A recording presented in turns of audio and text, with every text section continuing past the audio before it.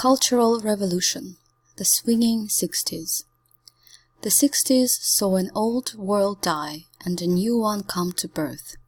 Bernard Levin, English journalist, author and broadcaster. Historians often slice up the past into 10-year periods, each with its own distinct character. Arguably, there is no more colorful and vibrant decade in modern British history than the 1960s.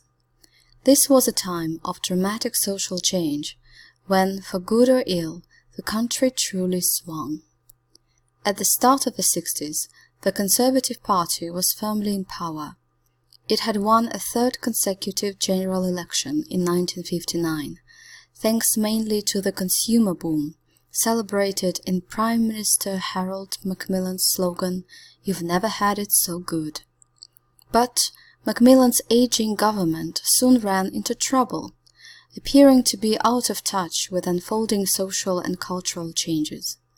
This was made worse by the growing popularity of the Labour opposition leader, Harold Wilson. In a famous speech in 1963, he pledged his commitment to the white heat of the scientific revolution. It would, he claimed, transform British society and industry forever. The audience cheered, the press loved it, and white heat became a catchphrase for Labour's programme to modernize Britain. For a brief period, Wilson seemed to be in complete control of everything. No British Prime Minister, until perhaps Tony Blair in 1997, has appeared so modern as Harold Wilson did in the mid-1960s. Today many may argue that his 1964-70 government failed to keep its promises, but it did bring about far-reaching changes in many areas of life. Spending on social services went up considerably, which meant that there was some redistribution of wealth. For the first time, there was real progress in making women's pay more equal to men's. In general, it was a time of unprecedented social mobility. Wilson's government also reorganized secondary schooling. It had been the case that children sat an exam at the age of 11 to work out which schools they should go to. In most parts of the country, this system was replaced with comprehensive schools, which were for pupils of all academic abilities. There was also a massive expansion of higher education, with the founding of 22 new universities. Thousands of young people whose parents would never have dreamed of going to university were now able to gain degrees. In 1969, Wilson set up the Open University, a unique distance learning institution open to all.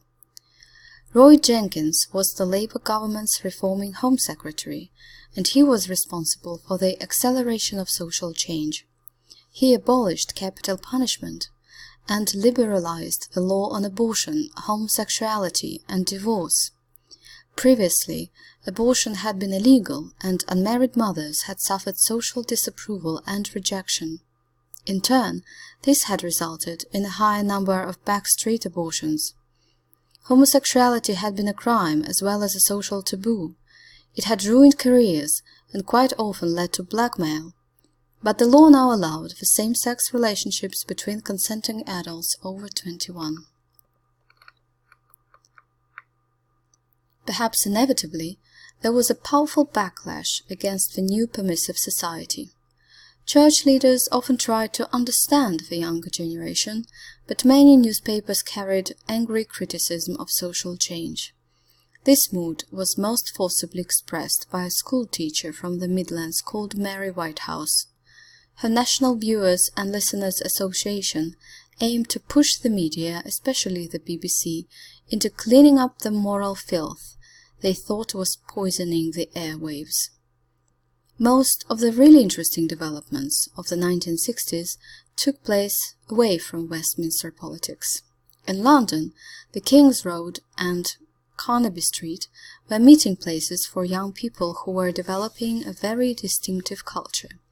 Their attitude was summed up by the designer Mary Quant, whose shop in the King's Road provided clothes that allowed people to run, to jump, to leap, to retain their precious freedom.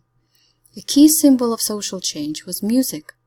No band was more influential than the Beatles, the most successful pop group of all time. Formed in Liverpool in the late 1950s, the Beatles had their first British #1 hit in May 1963 with the song From Me to You.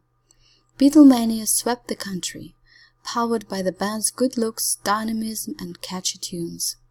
Combining youth rebellion with commercialism, they gave teenagers an identity that cut across class, accent, and region.